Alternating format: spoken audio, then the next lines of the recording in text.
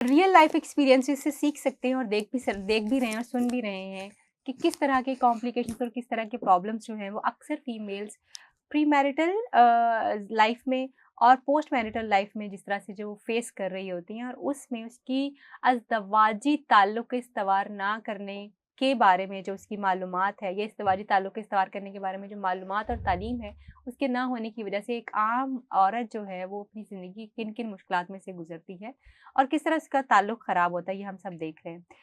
आखिरी सवाल जो मैं आप दोनों से करना चाह रही हूँ, क्योंकि ये एक बड़ी लंबी डिबेट है और हमें एक और पॉडकास्ट इसके ऊपर करना पड़ेगा, उसके ऊपर हम मज़ीद डिटेल जो है वो बात इसके ऊपर ज़रूर करेंगे।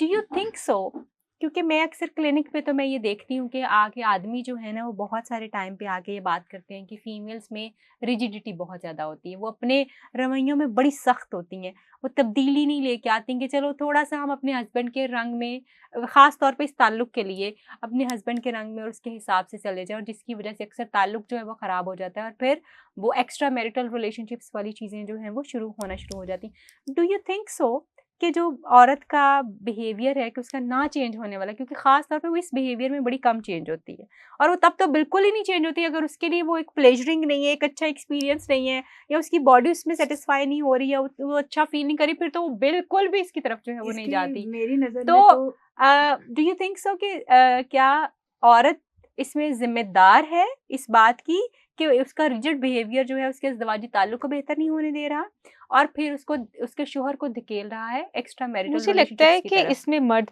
भी कहीं न कहीं इन्वॉल्व है। अगर जो मर्द एक नखरे उठा रहा होता है एक गर्लफ्रेंड के, जो बाहर उसको एग्ज़ैक्टली हराम तरीके से मिल रही है हाँ, रिलेशन, तो उसी तरह आप अपनी बीवी को डेट्स पे लेके जाएँ, हाँ। उसको पैम्पर करें। आप क्या मियाँ-बीवी एक-दूसरे को डेट्स नहीं नहीं सरप्राइज़ एक्चुअली डेट्स नहीं दे सकते? ज़रूरी नहीं है कि आपने डेट्स पे किसी अच्छे हाई-फाई रेस्टोरेंट में जाना है।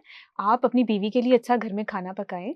आप वो सोई हुई है, आप ब्रेकफ़ास्ट ला के उसको कराएँ बेड पे, तो क्या वो एक रिलेशनशिप बिल्ड करने में हेल्प नहीं करेगा? Definitely it gonna help you, ठीक है? हुँ। लेकिन हमारी सोसाइटी में, हमारे घर में कितने मर्द हैं जो ऐसे करेंगे और उनके घर वाले उनको कुछ नहीं कहेंगे, ज़बरदस्त, वेरी ठीक है? नाइस। तो यही दैट्स के हमें अपनी सोसाइटी की सोच को बदलना है। हाँ, हमारा मर्द करना चाहता है, हम सब वो सब उसने यही तो फैंटेसी बनाई होती है। हुँ, अब तो लड़कियों की भी फैंटेसीज़ होती हैं कि हुँ, हमारा शौहर आएगा, हमारे नखरे उठाएगा, हाँ, हमें ब्रेकफ़ास्ट भी खिलाएगा, हुँ, हमें हमारे कपड़े हमारे साथ धुलाएगा या कुछ इस तरह हुँ। का। लेकिन हमारी सोसाइटी में हमारा जो ससुराल और जॉइंट फैमिली सिस्टम है, क्या वो उस मर्द को ऐसे करने देता है? आपकी बेटी के साथ आपका दामाद ऐसे कर रहा हो तो you are very happy. But अगर यही चीज़ें अगर आपका हस्बैंड, आपका बेटा अपनी बहू के लिए कर रहा, तो मुझे लगता है 80 to 90% आज भी घर ऐसे हैं कि जहाँ पे ये चीज़ नहीं हो, एक्सेप्टेबल नहीं बिल्कुल है। नहीं है, ठीक बिल्कुल है? नहीं है, आई जबकि रियली अगर एग्री। आप इस्लामिक पॉइंट ऑफ व्यू से देखें, तो हमारे नबियों ने भी तो किया है। हमारे नबी बिल्कुल, सल्लल्लाहु अलैहि वसल्लम ने क्या कुछ नहीं किया। बिल्कुल ऐसे घर ही। में झाड़ू भी दिए हैं, अपने कपड़ों को पैबंद भी लगाए और हर हैं तरह से प्यार भी और किया प्यार अपनी भी बीवियों किया के साथ, है, हाँ। लाइक खाना तक खिलाया है, हुँ, नवाले तक मुँह में डाले हैं। और तो माथे व्हाई पे नॉट? बोसा, हाँ, गले बोसा, लगाना, ये गले सारी लगाना। चीज़ें जो है तो छोटे-छोटे ये से सब जेस्चर्स चीज़ें जो है अगर करते हम रहें। अगर मैं मेरा हमेशा शुरू से ये रहा है कि अगर आप अपने बच्चे को कुरान और दीन और अल्लाह से जोड़ते हैं ना, तो आपकी 80 to 90% वो मसले प्रॉब्लम, ख़त्म हो जाते हैं जो आपके एक फैमिली स्ट्रक्चर से रिलेटेड होते हैं, ठीक ज़बरदस्त। है? पूरा थैंक यू सो मच ज़ाब्ता अस्मा। हयात है। जनाब, हुँ। आपके आप ख़्याल में क्या औरतों का रिजिड बिहेवियर जो है वो एक्स्ट्रा मैरिटल रिलेशनशिप्स और जो है एक डिससैटिस्फाइड मैरिटल लाइफ़ की रीज़न है? आसमा की मैं बात से एग्री करती हूँ बिल्कुल 100% कि हमारी फैमिली स्ट्रक्चर ऐसा है कि अगर बेटा आके बहू का कर देगा, तो मुझे एक छोटा सा वाक़या इस बात से याद आ गया कि मैं आटा गूँध रही थी, तो मैंने अपनी गोल्ड की रिंग ना उतार के हस्बैंड को दे दी। तो उन्होंने क्या किया कि उन्होंने फिंगर में डालने की कोशिश की और फिंगर में फँस गई। तो वो निकले ना, तो उन्होंने आवाज़ दी, "अम्मा ऐ नी निकलन डई।" तो उन्होंने आगे से क्या किया, कहते हैं रन मरीदी फिर इन्नू ही कहंदे ने ना। मतलब कि ओह! आप ओके। इतना सा सिर्फ हेल्प कर दो कि मैं रिंग उधर रखने की बजाय कि गिर जाए या गुम जाए, तो अच्छा है कि हस्बैंड को पकड़ा दूँ और मैं आटा गूँध लूँ।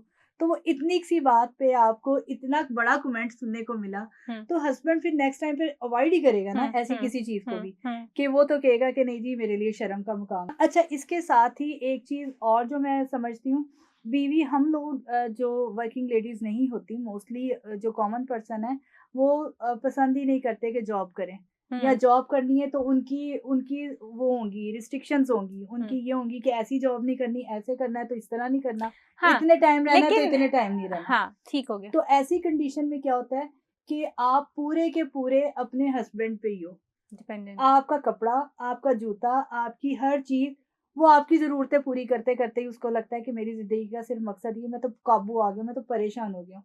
जबकि गर्लफ्रेंड को वो सिर्फ़ एक आइसक्रीम पे, एक राइड पे, इस तरह से करके तो खुश कर लेता है और अपने आप को भी सैटिस्फाई फ़ील कर रहा होता है। ये खुशी और ये सैटिस्फैक्शन अगर वो अपनी वाइफ़ के लिए एक ज़िम्मेदारी के साथ कर रहा है, तो भई उसने नस्ल भी तो दी है तुम्हें। हुँ, तुम्हारे माँ-बाप का भी तो ख़्याल कर रही है, हुँ, घर भी तो केयर कर रही है, हुँ, तुम्हारी केयर भी तो कर रही है। हुँ, अगर आप फुल टाइम की भी एक मेड लगा लो, तो आपको ये सब कुछ नहीं दे पाती। हुँ, जो हुँ, 24 आपकी जॉब के तो फिर भी आवर्स हैं, हुँ, मगर वो तो 24 आवर्स जॉब पे है। हुँ, हुँ।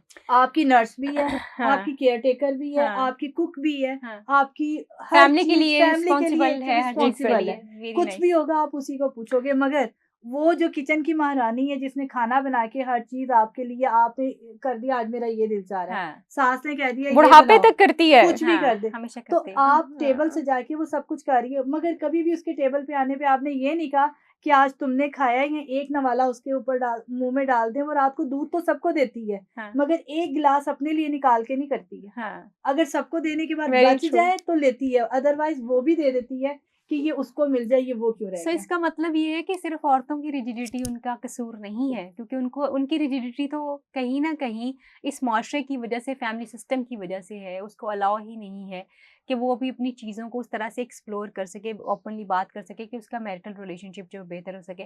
ज़िम्मेदारी कहीं न कहीं मर्द के ऊपर आती है, और वो मर्द है जो उसका शौहर है, जिसके ऊपर वो डिपेंडेंट है, जिसकी तरफ वो हर चीज़ के लिए देखती है। अगर वो अपनी औरत के साथ एक अच्छा रिलेशनशिप बनाए, एक अच्छा ताल्लुक डेवलप करे, उसको जैसे रमला ने और अस्मा ने बताया कि आप गर्लफ्रेंड्स को क्यों डेट्स पे लेके जाते हैं, अपनी वाइफ को क्यों नहीं लेके जा सकते?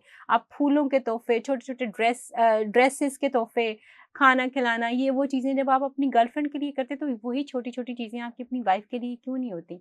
और ये बात बिल्कुल ठीक भी है कि अगर वो चीज़ें किसी और खातून के लिए हो सकती हैं, तो फिर वो आपकी अपनी वाइफ के लिए क्यों नहीं हो सकती? क्योंकि अगर आप वहाँ पे अगर आप थोड़े से मेहनत करेंगे, कुछ चीज़ें करेंगे, अपने रवैयों में थोड़ा-सा चेंज लेके आएँगे, तो यकीनी तौर पे ये ताल्लुक जो है बहुत बेहतर हो सकेगा। आखिरी एक बात जो मैं आप लोगों से कंक्लूजन एक लाइन का सवाल है।